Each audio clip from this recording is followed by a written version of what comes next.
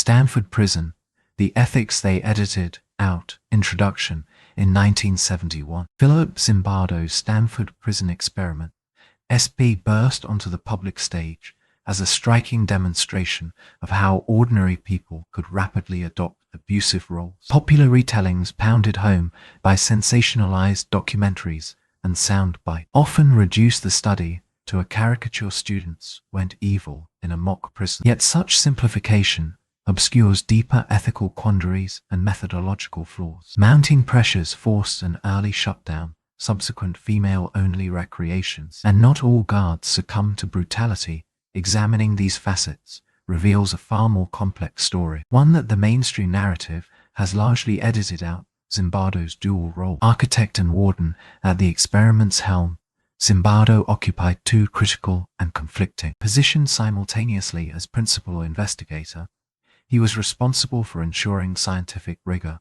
participant welfare. Yet, as prison superintendent, he also oversaw daily operations. Zimbardo routinely encouraged guards to intensify humiliation, treating verbal demeaning and arbitrary punishments as instrumental for realism when participants voiced concern or distress. Zimbardo's warden persona often overruled his scientist role, framing the study's continuation as paramount. In effect, the superintendent identity provided cover for ethically dubious decisions that a detached observer or a true neutral arbiter might have prevented. By blurring the line between researcher and authority figure, Zimbardo compromised participant safety and the study's integrity without independent oversight. No one stood sufficiently apart to question escalating harm until external intervention finally stopped the proceeding. Early stoppage, when ethical alarm bells rang, originally slated to span 2 weeks. What precipitated this abrupt halt?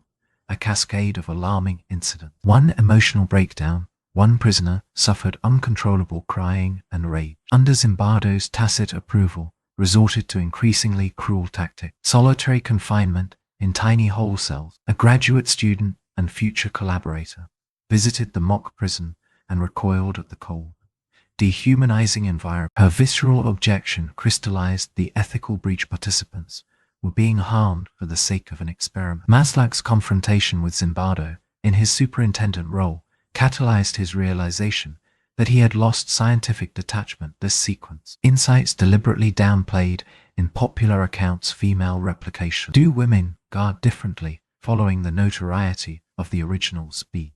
Researchers sought to test its generality by staging female-only prison simulations. In these studies, women were randomly assigned guard or prisoner roles. Female guards generally adopted more collaborative, empathetic strategies. Negotiation over coercion. Many female guards employed persuasion and rational appeals to enforce rules, viewing their authority as a shared responsibility rather than a unilateral license to dominate. Ethical self-reflection. Female participants prompting quicker course correction by experimenters. The stark behavioral divergence suggests that situational cues and experimenters' framing powerfully shape whether authority morphs into aggression or remains tempered by restraint. Resistors in the ranks. Why some guards refused, even in the original male cohort. A non-trivial fraction resisted the downward spiral into abuse. Exhibiting moral defiance, strong personal ethics. Some guards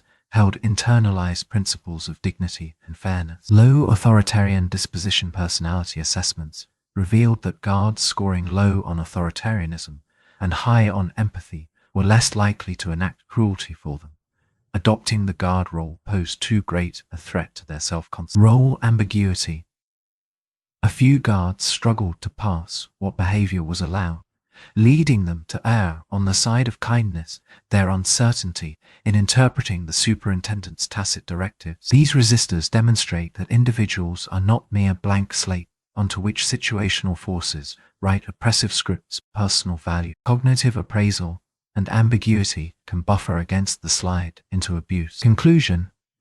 The Stanford Prison Experiment's enduring mythos, students turned evil in a mere week under a ringing bell, masks a thicket of ethical lapses and nuances. Zimbardo's dual role enabled unchecked abuse. External objections forced an early termination, Female-only tests showed that cruelty is not an inevitable byproduct of power, and some guards refuse to capitulate to sadism, recognizing these complexities. It urges modern researchers, educators, and society at large to remain vigilant about the ethical scaffolding of the experiment. Identity and choice. Only by unpacking the parts edited out of the familiar tale can we hope to learn truly responsible lessons about authority, obedience,